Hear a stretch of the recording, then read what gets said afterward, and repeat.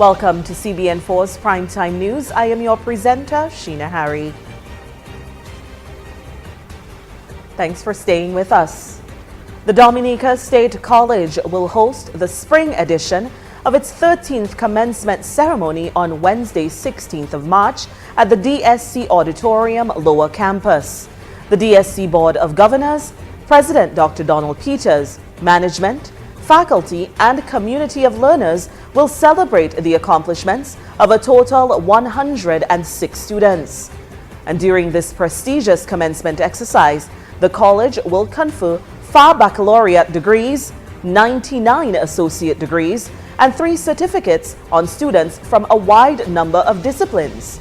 Dr. Donald Peters, who is president of the DSC, will deliver the customary charge to the commencement class, while Honorable Peter St. Jean is expected to give the feature address in his capacity as Minister for Education. 3 students will receive special awards for obtaining the highest comprehensive grade point average within their majors. Prime Minister Roosevelt Skerrit says an amount of $1.6 million has been approved for road rehabilitation works from Castle Comfort into Girondelle and Egliston. The announcement was made yesterday during a visit to that area.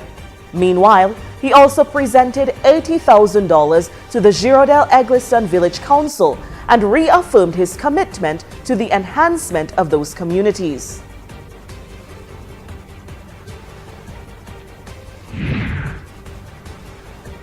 Also in our headlines, the biennial National Math Power Contest, sponsored by the National Bank of Dominica, was officially launched earlier today.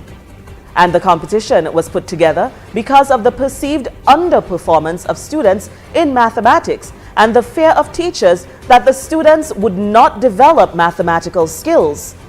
Acting Chief Education Officer Melina Fontaine said this contest is a great initiative. It emphasizes all the strands in mathematics, promotes insights into the higher levels of mathematics learning, and stimulate the teaching and learning of mental math strategies, thereby raising the standard of mathematics education. Fontaine said that last year's assessment showed an increase in the students' performance in that subject area. Coordinator of the contest, Clement Vital, said that support for the students will continue throughout the year with a host of activities. Significantly, I must inform you that there are many more initiatives to come in the near future. The first round of the contest for primary schools will be on March 15th and for secondary schools on April 12th. Under the theme Mental Maths Matters, this year's contest encourages students to solve mathematical problems without the use of pens, paper, and calculators. Local reggae artist Kester Toussaint, aka Simba Orchestra, is calling on Dominicans to join forces and work together to develop Dominican music. Following a stint in Anguilla and Venezuela, where he worked with the likes of Mr. Vegas, Simba returned home to find that the local entertainment industry lacked cooperation. To work united, not segregated. You know, one hand cannot clap, as they say. 2 hands can clap and make little more noise. But 6 hands, 7 hands will clap and you'll get a bigger noise. So I believe in Dominica we must stop using that thing about competition. But Simba made it a point to also call out the DJs in Dominica to work in conjunction with local artists. With the local artists, we don't get too much promotion, especially on the radios.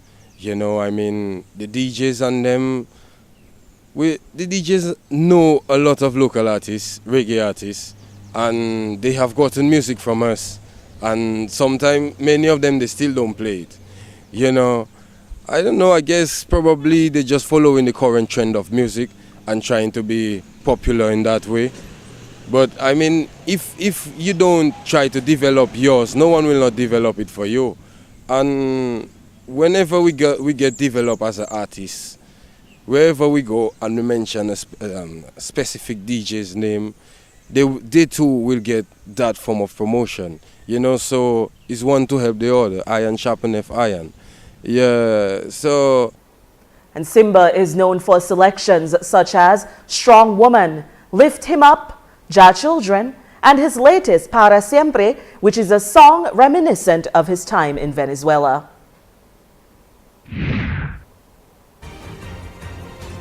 The Diocese of Roseau Youth Commission, in collaboration with the Parish of St. Patrick, is organizing its annual Diocesan Youth Rally to be held on Saturday, March 19th at the Grand Bay Roman Catholic Church. Pope Francis has declared the following theme: Blessed are the merciful, for they shall obtain mercy. The rally will begin at 12 p.m. with a praise and worship procession from the Grand Bay Community Center to the Roman Catholic Church. Hundreds of young persons from every parish community are expected to participate in that rally. The Diocese of Roseau Youth Commission invites all youth and interested adults to join in this chorus of prayer through a day of fellowship, witness, hope, and mercy. Also in the news, police have concluded the investigation into a Silver Lake bust that happened back in February.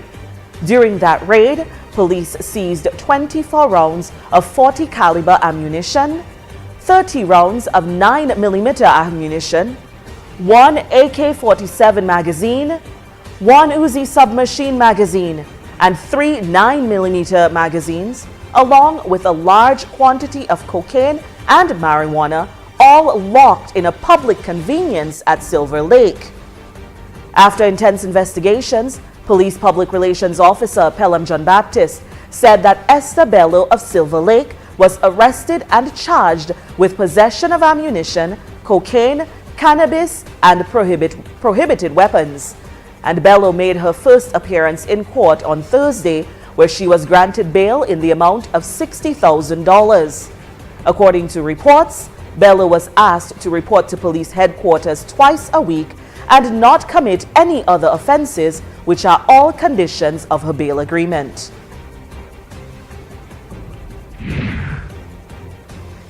Sentencing has been decided in the case of Vivian Nichols, an adult male accused of engaging in unlawful sexual intercourse and buggery with an 8-year-old child back in 2013. Nichols appeared in court earlier today and expressed remorse for his actions. He pleaded guilty to the charges, which resulted in a 15-year sentence for each count. The law stipulates that 1/3 of the nominal sentence has to be served, and so Nichols was sentenced to spend 10 years in prison. Following the incident, the child was taken to the Princess Margaret Hospital, where he was admitted for more than a week. Justice Bernie Stevenson has ruled in favor of a prominent man implicated in a case involving inappropriate behavior with a minor. Following his court appearance on Monday, attorneys for the man, whom we are not at liberty to identify, requested a judicial review of the case before it may proceed. The court adjourned the matter on Monday and it was reconvened today. The man, one of 3 arrested in connection to the matter, was granted station bail of $15,000 with stipulations attached. The judicial review will be held in April.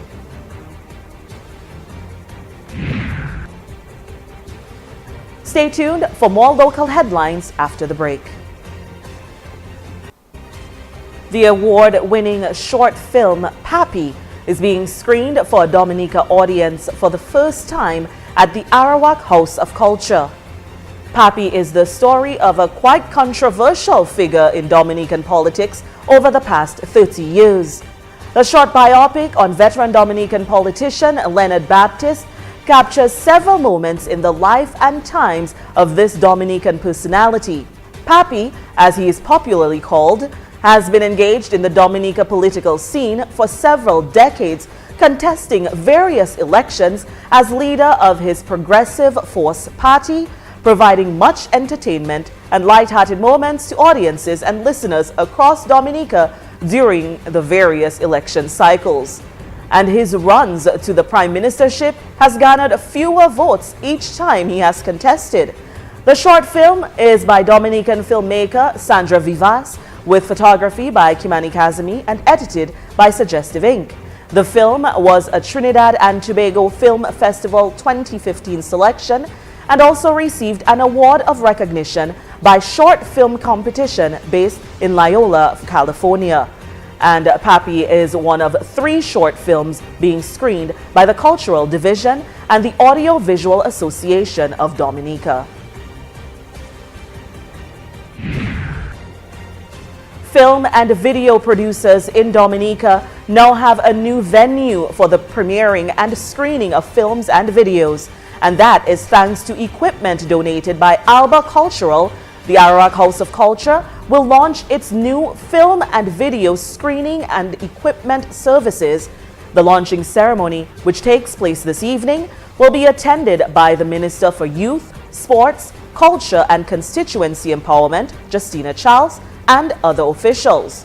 Local film and video producers, as well as film producers from the region who are in Dominica for an OECS-sponsored audio-visual workshop, will also attend. The videos being shown are Screw Pine, which is produced by the Division of Culture, and Are You Breathing, produced by the Discover Dominica Authority. The feature film is Forward Ever, a film on the Grenada Revolution, and it's produced by Bruce Paddington of Trinidad and Tobago.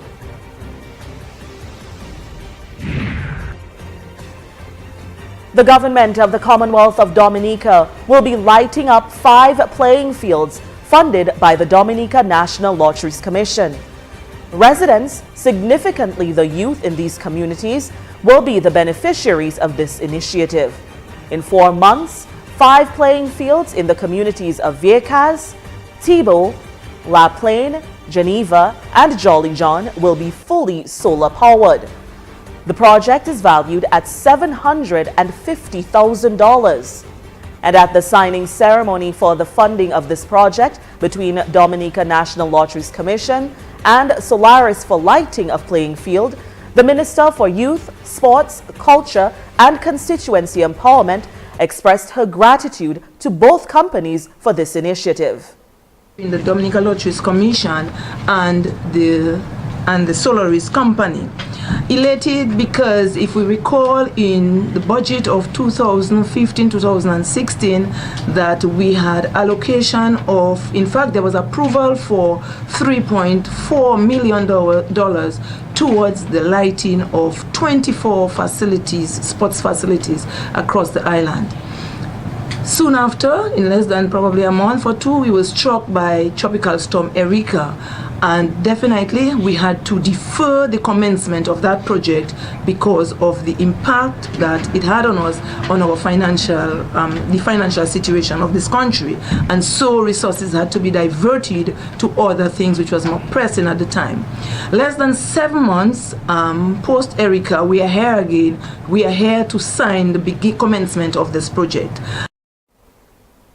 Charles noted that as soon as the first 5 playing fields are completed, it is her hope that the government will continue to address the other playing fields. We'll be signing for one number Thibault playing field, where we will be spending in excess of $30,000. For Vieques playing field, we'll be spending $46,200. Jolly John playing field will be spending $38,500. The La Plaine playing field, $61,600. The Grand Bay playing field is $61,600. This brings to total, in addition to all other costs that will be incurred, it brings to total in EC $749,592.71. And the Minister for Sports added, this initiative speaks to the commitment of the government of Dominica in youth development, the enhancement of sports and health. And Charles also thanked the Dominica Lotteries Commission and their partner for their great initiative.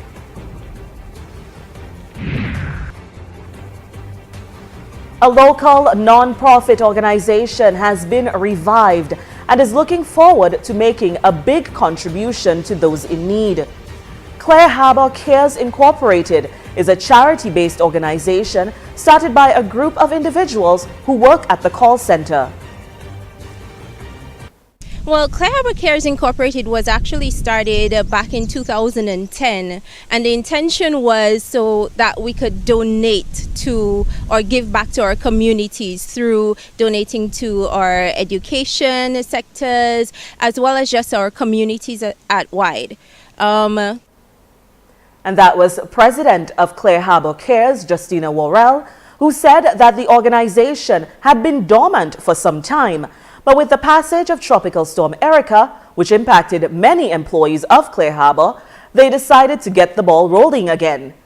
PRO for the organization, Kerwin John Baptist, said there will be fundraising activities throughout the year, but the next main event will be held on Easter Saturday.